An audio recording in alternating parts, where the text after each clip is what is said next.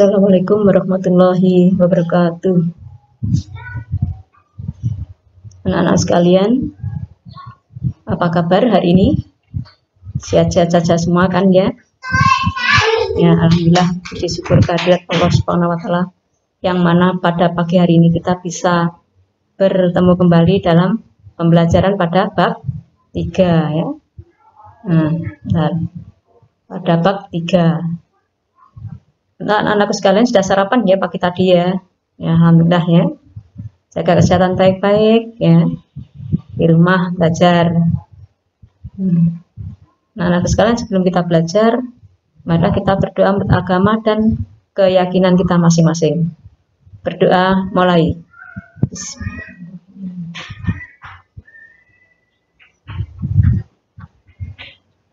Berdoa selesai. Ya, untuk pembelajaran pada pagi hari ini untuk PPKN-nya bab 3, judulnya apa anak-anak? Perumusan dan pengesahan Undang-Undang Dasar Negara Republik Indonesia tahun 1945. Tujuan pembelajaran: 1. Menghayati nilai kesejarahan perumusan dan pengesahan Undang-Undang Dasar Negara Republik Indonesia tahun 1945. Berikutnya apa? Mendukung kesejarahan perumusan dan pengesahan Undang-Undang Dasar Negara Republik Indonesia tahun 1945.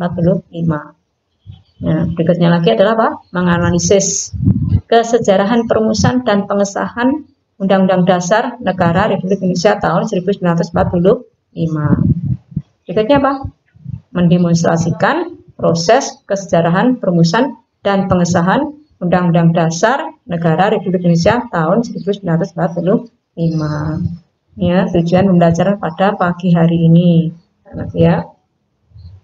Berikutnya ya, ini yang A, perumusan Undang-Undang Dasar Negara Republik Indonesia tahun 1945, konstitusi ini. Jadi Undang-Undang Dasar 1945 itu adalah merupakan konstitusi. Apa maksudnya konstitusi? Konstitusi adalah hukum dasar yang menjadi pegangan dalam penyelenggaraan suatu negara. Ya, konstitusi ini bentuknya ada yang tertulis dan ada yang tidak tertulis. Kalau yang tertulis apa contohnya? Kalau yang tertulis contohnya adalah Undang-Undang Dasar 1945. Ya, kalau yang tidak tertulis apa namanya? Sudah tahu ya, waktu SD dulu ya, pernah diajari kan ya. Undang-Undang Dasar yang tidak tertulis adalah konvensi. Apa itu konvensi? Konvensi adalah aturan dasar yang timbul dan terpelihara dalam praktek penyelenggaraan negara, meskipun bentuknya tidak tertulis. Ya, contohnya pidato presiden ya, setiap tanggal 16 Agustus di depan sidang paripurna DPR untuk menyiapkan apa? Untuk menyiapkan pertanggungjawaban nanti pada sidang MPR. Pertanggungjawaban pada sidang MPR. Jadi konstitusi apa? Adalah hukum dasar yang menjadi pegangan dalam penyelenggaraan suatu negara. Tentunya ada yang tidak tertulis dan ada yang tertulis. Yang tertulis contohnya Undang-Undang Dasar 1945. Dan yang tidak tertulis tadi apa namanya? Konvensi. Konvensi adalah aturan dasar yang timbul dan terpelihara dalam praktek penyelenggaraan negara, meskipun bentuknya tidak tertulis. Untuk konstitusi itu fungsinya ya, fungsi konstitusi bisa dilihat di halaman 72 di bukunya ya. Fungsi konstitusi bisa dilihat di bukunya halaman 72. Di halaman 72. Ya, fungsi apa aja? 1. Penentu dan pembatas kekuasaan negara. Penentu dan pembatas kekuasaan negara. 2. Pengatur hubungan kekuasaan antar organ negara. 3. Pengatur hubungan kekuasaan antar organ negara dengan warga negara. 4. Pemberi atau sumber legitimasi. Legitimasi itu maksudnya pengesahan ya. Pemberi atau sumber legitimasi atau pengesahan terhadap kekuasaan negara ataupun kegiatan penyelenggaraan kekuasaan negara. 5. penyalur atau pengalih kewenangan dari sumber kekuasaan yang asli atau rakyat kepada organ negara. Penyalur atau pengalih kewenangan dari sumber kekuasaan yang asli rakyat ya, kepada organ negara. Organ negara itu ada MPR, DPR gitu. Organ negara itu atau ya. Terus berikutnya lagi 6. Simbolik sebagai pemersatu. 7. Simbolik sebagai rujukan identitas dan keagungan kebangsaan. 8. Simbolik sebagai pusat upacara. 9. Sarana pengendalian masyarakat. 10. Sarana perekayaan dan pembaharuan masyarakat. Ini menurut Jimli A. Siddiq. Ini ada beberapa fungsi konstitusi 1-10. Bisa dilihat di bukunya paketnya halaman 72 untuk lebih jelasnya. Ini anak sekalian ya. Berikutnya lagi. Ini perumusan Undang-Undang Dasar Negara Republik Indonesia tahun 1945 ini pada sidang kedua ya. Mulai tanggal 10 sampai 16 Juli 1945.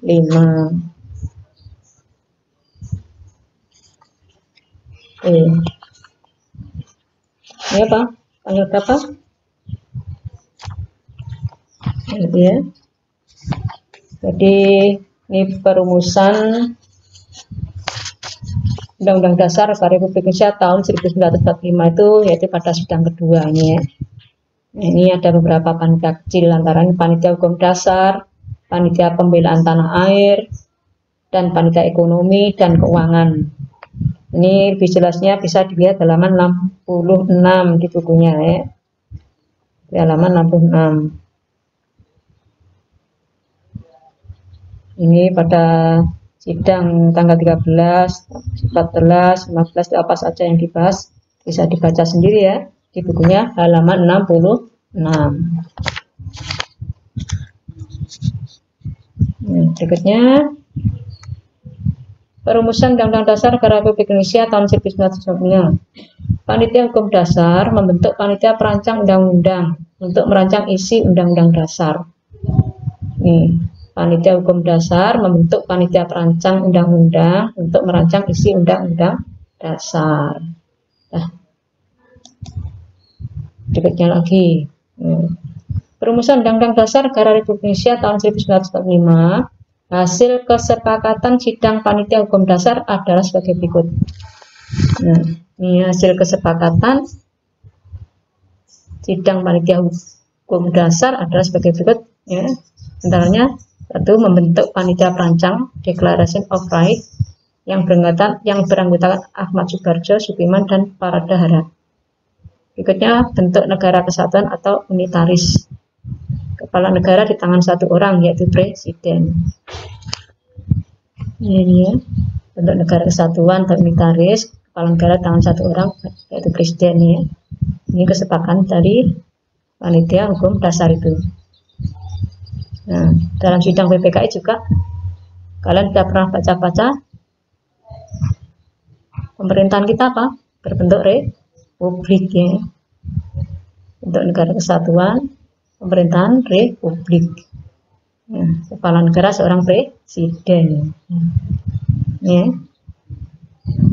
Jadi sistem pemerintahan kita adalah republik. Tapi ini kesepakatan dari sidang panitia hukum dasar adalah ini 1, 2, 3 ini. Berikutnya, pengesahan Undang-Undang Dasar Negara Republik Indonesia tahun 1945. Pada 7 Agustus 1945, BPUPKI dibubarkan. Soekarno kemudian diangkat sebagai ketua. Selanjutnya dibentuk panitia persiapan kemerdekaan Indonesia. Nah, ini Soekarno ini diangkat menjadi ketua BPKI. Jadi sudah selesai dah ya untuk yang BPUPKI-nya sidangnya sudah selesai, diambil alih, diganti dengan apa? Panitia Persiapan Kemerdekaan Indonesia atau BPKI. Ini dua tugas BPKI ini yang melanjutkan ini hasil kerja BPKI ya. Pertama adalah apa? Meresmikan pembukaan dan batang tubuh Undang-Undang Dasar 1945. Berikutnya lagi melanjutkan hasil kerja BPUPKI. Jadi dua tugas BPKI meresmikan pembukaan dan batang tubuh Undang-Undang Dasar 1945, melanjutkan hasil kerja BPUPKI.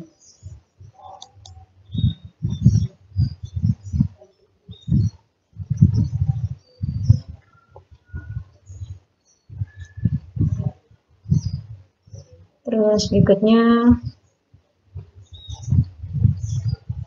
sebentar ya, ini pada tanggal 18 Agustus 1945, BPKI menggelar sidang pertamanya. Salah satunya agenda acaranya menetapkan dan mengesahkan rancangan Undang-Undang Dasar.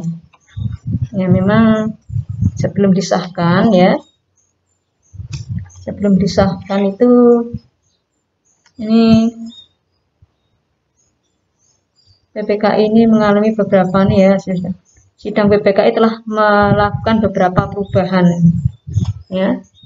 BPKI menggelar sidang pertamanya, salah satu agendanya acaranya menetapkan dan mengesahkan rancangan Undang-Undang Dasar.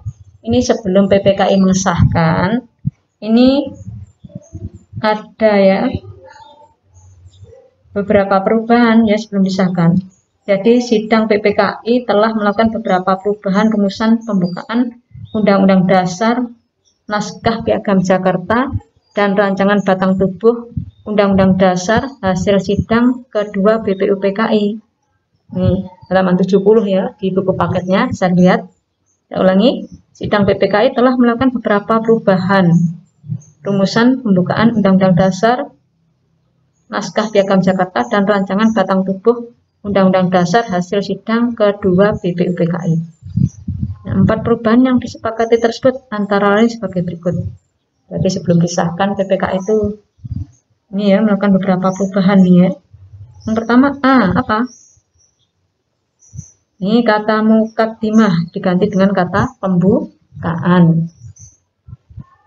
Yang B, sila pertama yaitu ketuhanan dengan kewajiban menjalankan syariat Islam bagi pemeluk-pemeluknya diganti dengan rumusan ketuhanan yang Maha Esa. Berikutnya yang C, perubahan pasal 6 Undang-Undang Dasar yang berbunyi Presiden ialah orang Indonesia asli yang beragama Islam, menjadi Presiden ialah orang Indonesia asli ya.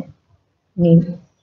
Berikutnya lagi yang D, pada pasal 28 Undang-Undang Dasar 1945 yang berbunyi negara berdasar atas ketuhanan dengan kewajiban menjalankan syariat Islam bagi pemeluk-pemeluknya, diganti menjadi pasal 29 Undang-Undang Dasar 1945 yang berbunyi negara berdasar atas ketuhanan yang Maha Esa.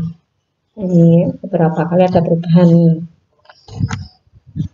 Bisa dilihat lebih jelasnya halaman 70 di buku paketnya. Ya. Ini pada tanggal 18 Agustus 1945, BPKI menggelar sidang pertamanya. Salah satunya agendanya apa? Yaitu menetapkan dan mengesahkan ini Undang-Undang Dasar 1945. Mengesahkan Undang-Undang Dasar 1945. Berikutnya yang B apa? Yang disahkan oleh BPKI pada tanggal 18 Agustus 1945 itu. Yaitu apa? Yang B, menetapkan Insinyur Soekarno sebagai Presiden dan DRS Muhammad Hatta sebagai Wakil Presiden Republik Indonesia. Yang C apa? Ya, membentuk Komite Nasional Indonesia Pusat. Itu ya, yang disahkan BPKI pada tanggal 18 Agustus 1945. Saya ulangi ya. Yang pertama adalah A, mengesahkan Undang-Undang Dasar 1945. Yang B, menetapkan Insinyur Soekarno sebagai Presiden dan DRS Muhammad Hatta sebagai Wakil Presiden Republik Indonesia. Yang C, membentuk Komite Nasional Indonesia Pusat. Nah ya, untuk yang tanggal 18 itu. Undang-Undang Dasar 1945, pengesahan Undang-Undang Dasar Negara Republik Indonesia tahun 1945. Undang-Undang Dasar 1945 disahkan melalui 2 tahap. 1. Pengesahan pembukaan Undang-Undang Dasar 1945, 2. Pengesahan batang tubuh Undang-Undang Dasar 1945. Nah, ini ya. Ini pengesahan Undang-Undang Dasar Negara Republik Indonesia tahun 1945 itu sistematikanya nih. Sistematikanya Undang-Undang Dasar Negara Republik Indonesia tahun 1945 nih. Sebelum perubahan ini memang sudah ada amandemen waktu itu ya. Nah, ini sudah ada sekarang, berbeda dengan yang disahkan kemarin. Ini yang sebelum ada perubahan apa? 1. Pembukaan terdiri dari 4 alinea. Pembukaan terdiri dari 4 alinea. Terus apa? 2.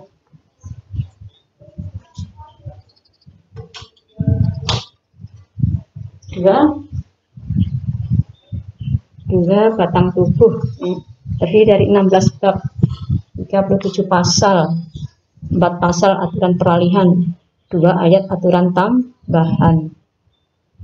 Ketiga, penjelasan terdiri dari penjelasan umum dan pasal demi pasal. Ini sebelum ada perubahan, tapi sekarang setelah ada perubahan, sistematika setelah perubahan Undang-Undang Dasar Negara Republik Indonesia 1945 adalah A. Pembukaan terdiri dari 4 alinea. A. Pembukaan terdiri dari 4 alinea. B. Pasal-pasal terdiri dari 21 bab, 73 pasal, 3 pasal aturan peralihan, 2 ayat aturan tambahan. Ini sekarang ya, sistematikanya seperti ini. Berikutnya, ini arti penting. C. Arti penting Undang-Undang Dasar Negara Republik Indonesia 1945 bagi bangsa dan negara Indonesia adalah apa? Arti penting. Dalam pembukaan Undang-Undang Dasar 1945 terdapat pokok-pokok pikiran yang meliputi suasana kebatinan negara Indonesia.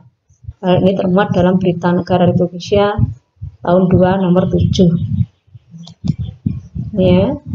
Jadi arti penting Undang-Undang Dasar Negara Republik Indonesia 1945 bagi bangsa dan negara Indonesia adalah, ya, dapat dilihat dari pembukaan Undang-Undang Dasar 1945 yang memuat beberapa pokok kaidah negara yang fundamental.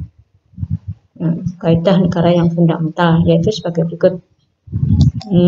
Untuk yang alinea pertama, arti penting Undang-Undang Dasar Negara Republik Indonesia 1945 bagi bangsa dan negara Indonesia adalah yang pertama, alinea pertama ya, menjelaskan arti penting suatu kemerdekaan. Ya, bisa dibaca sendiri ya di dalam alinea pertama itu. Ini intinya apa? Intinya menjelaskan arti penting suatu kemerdekaan. Berikutnya lagi, nih arti penting Undang-Undang Dasar Negara Republik Indonesia 1945 bagi bangsa dan negara Indonesia adalah yang alinea kedua. Ini menjelaskan arti penting cita-cita bangsa Indonesia bahwa persatuan, kedaulatan, keadilan, dan kemakmuran adalah hal lain yang perlu diwujudkan. Untuk lebih gamblangnya bisa dibaca sendiri ya. Alinea kedua di sini ada intinya ya. Intinya dari arti penting bagi bangsa Indonesia itu adalah terwujudnya cita-cita bangsa Indonesia. Persatuan, kedaulatan, keadilan, dan kemakmuran adalah hal lain yang perlu diwujudkan. Nih, berikutnya lagi untuk yang arti penting Undang-Undang Dasar Negara Republik Indonesia 1945 bagi bangsa dan negara Indonesia. Nah, untuk alinea ketiga apa? Menjelaskan pernyataan kemerdekaan bangsa Indonesia. Jadi untuk yang alinea ketiganya apa? Memang punya atas berkat rahmat Allah yang Maha Kuasa dan dengan diberikan lindungan luhur supaya berkehidupan kebangsaan yang bebas, maka Indonesia menyatakan dengan ini kemerdekaan Indonesia. Jadi untuk yang alinea ketiga adalah pernyataan kemerdekaan bangsa Indonesia. Itu arti pentingnya atau intinya ya. Intinya yang kita bahas tentang alinea demi alinea dalam pembukaan Undang-Undang Dasar 1945 itu. Nah, ini berikutnya untuk yang alinea keempat. Arti penting Undang-Undang Dasar Negara Republik Indonesia tahun 1945 bagi bangsa dan negara Indonesia. Untuk yang alinea keempat apa? Negara Indonesia yang merdeka harus dapat ini arti pentingnya adalah ada tujuan negaranya yang disingkat dengan 3MI1. Ini negara Indonesia yang merdeka harus dapat melindungi segenap bangsa Indonesia dan seluruh tumpah darah Indonesia. Berikutnya, memajukan kesejahteraan umum, mencerdaskan kehidupan bangsa, dan ikut melaksanakan ketertiban dunia yang berdasarkan kemerdekaan, perdamaian abadi, dan keadilan sosial. Ini untuk alinea keempat. Jadi pada tujuan negara kita ini ada 3M1, melindungi segenap bangsa Indonesia dan seluruh tumpah darah Indonesia, memajukan kesejahteraan umum, mencerdaskan kehidupan bangsa, dan ikut melaksanakan ketertiban dunia yang berdasarkan kemerdekaan, perdamaian abadi, dan keadilan sosial. Nah, demikian ya untuk yang arti penting Undang-Undang Dasar Negara Republik Indonesia 1945 bagi bangsa dan negara Indonesia. Berikutnya lagi anak-anak. Ini ya, dalam perumusan Undang-Undang Dasar 1945 itu penuh dengan berbagai macam ya debat antar tokoh pahlawan atau antar tokoh pendiri negara kita itu ya.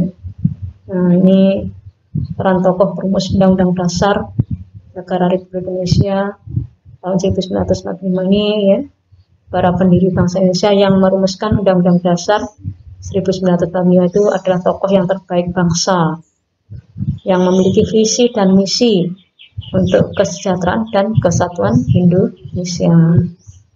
Ini itu gambarnya sedang musyawarah ini.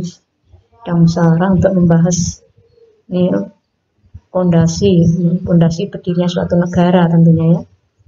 Dasar ya, fondasi ini bersama-sama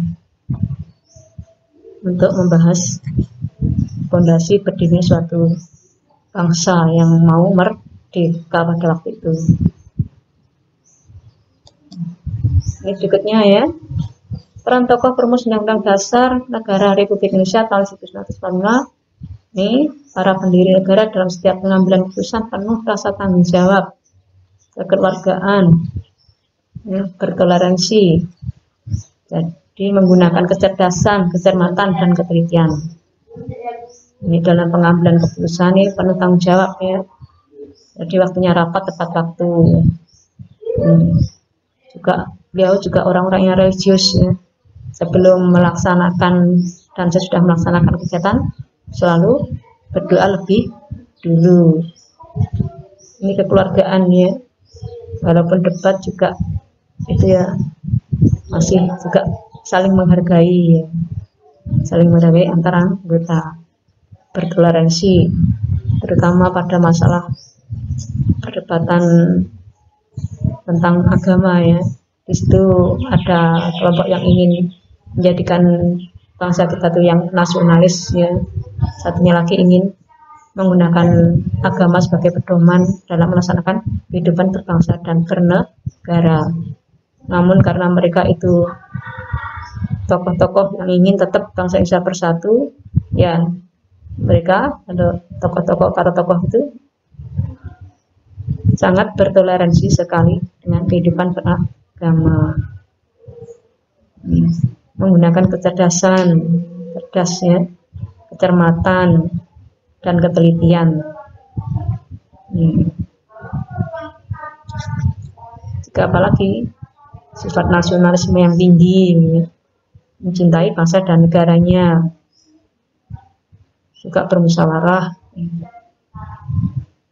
mengutamakan kepentingan bangsa dan negara daripada kepentingan pribadi atau golongan. Banyak sekali nih ya, kalian bisa baca-baca di bukunya untuk yang tokoh-tokoh pendiri negara ya, yang terutama adalah peran para pendiri negara yang telah merumuskan Undang-Undang Dasar 1945 itu. Bisa dilihat di halaman 74 ya, di buku paketnya. Nah, ini kerjasama ya, suka kerjasama. Ini kerjasama gotong royong tapi di desa-desa. Tapi kalau di dalam merumuskan Undang-Undang Dasar 1945 ya kerjasamanya mungkin saling bantu ya, dalam beberapa ada penghalus bahasa mungkin ya, terus ada lagi yang mengetik mungkin itu yang ini kerjasama. Adalah salah satu nilai yang ditunjukkan para pendiri bangsa dalam merumuskan dan mengesahkan Undang-Undang Dasar 1945. Bekerja sama, berdiskusi, saling apa ya, saling mengisi, saling memberi pemasukan pikiran yang sangat bermanfaat untuk kedepannya begitu. Oke. Nah, untuk materinya saya kira cukup sekian saja dulu ya. Nah, kalau sudah kalian belajar materi ini, di materinya ada semua ini ya, di materi yang tadi yang saya bahas itu. Kalau tidak di apa itu, di materi yang tadi saya baca ya, jika saya bacakan atau saya uraikan tadi itu, saya uraikan. Jadi ini ada semua, kalian tidak usah mengeluh ya, kalian harus tetap mengerjakan ya. Karena kalian kan di rumah satu hari kan satu pekerjaan. Ya ini kalau sudah ada pertanyaan seperti ini, kalian langsung aja mengerjakan ya, jangan ditunda-tunda. Apalagi kalau kalian pegang HP hanya untuk bermain game online, waduh, bisa menghabiskan waktu kalian ini, pekerjaannya bisa terlantar, nah, tidak terkerjakan mas. Oh ya anak-anak, kalau mengerjakan jangan lupa ya diberi nama. Kemarin tuh ada anak 7A tanpa nama, juga anak kelas berapa itu bagus nilainya 97, tidak ada namanya, kan eman itu ya. Mubadir pas kasihkan siapa nilai itu, mengerjakannya 2 lembar, tidak ada namanya. Ibu Sri bingung nih, seakan nih, kemana ini, siapa namanya, di share juga tidak ada yang ngaku, di share di WA itu tidak ada yang mengaku itu punya siapa ya. Udah, kalian bisa datang ke sekolah deh yang merasa pekerjaannya tidak diberi nama. Nah ini untuk yang jawablah pertanyaan ini. Satu, konstitusi adalah. 2, sebutkan 5 saja fungsi konstitusi, gitu ya. Saya sebutkan fungsi konstitusi sebanyak 10, kalian nyari 5 aja. 3, apa saja hasil kesepakatan sidang panitia hukum dasar, sebutkan. Materi ada ya, tinggal menuliskan. Terus yang keempat, siapa ketua PPKI dan sebutkan tugasnya. 5, sidang PPKI telah melakukan beberapa perubahan rumusan pembukaan Undang-Undang Dasar, naskah Piagam Jakarta, dan rancangan batang tubuh Undang-Undang Dasar. Hasil sidang kedua BPUPKI, sebutkan 3 saja perubahan-perubahan itu. Perubahan-perubahan apa? Misalnya kata mukadimah diganti pembukaan, gitu ya. Terus lagi perubahan apa lagi? Kewajiban menjalankan ketuhanan dan kewajiban menjalankan syariat Islam bagi pemeluk-pemeluknya diganti menjadi ketuhanan yang Maha Esa. Nah, yang lain cari sendiri lah. Yang tadi kan sudah diutarakan sama Bu Sri tadi ya. Nah, berikutnya lagi.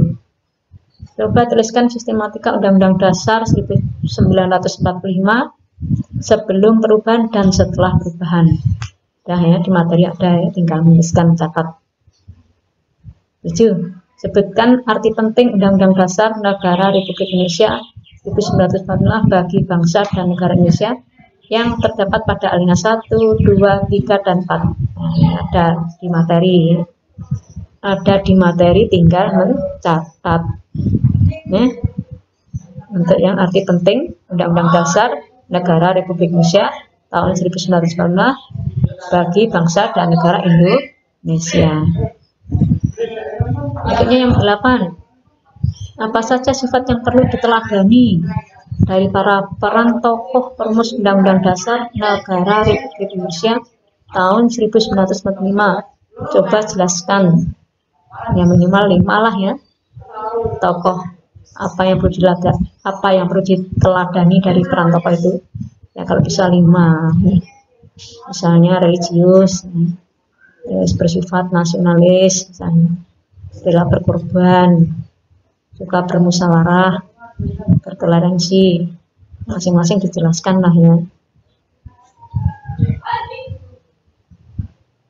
Jadi diberi penjelasan sedikit gitu ya. 9. Apa hasil sidang PPKI tanggal 18 Agustus 1945? Nah, tadi sudah saya uraikan juga ya. Nah, selain mengesahkan Undang-Undang Dasar 1945 juga apalagi tadi ya. Terus berikutnya lagi 10. Apa manfaat Undang-Undang Dasar Negara Republik Indonesia bagi warga negara serta bangsa dan negara? Nah, ini kalian boleh mencari dan memikirkan diri manfaatnya, paling tidak 5 gitu ya, atau 3 dah boleh, tidak minimal 3 boleh ya, tidak apa-apa 3. Nah, sudah ya untuk PPKI-nya pada pagi hari ini ya. Saya akhiri dulu ya. Kalau ada yang kurang jelas, kalian boleh WA ya, atau Japri atau apa ya. Tapi kalian bisa komunikasi dengan teman yang lain lah ya. Kalau kurang jelas tuh bisa kerjasama dengan temannya. Sudah ya untuk PPKI-nya, saya akhiri dulu ya.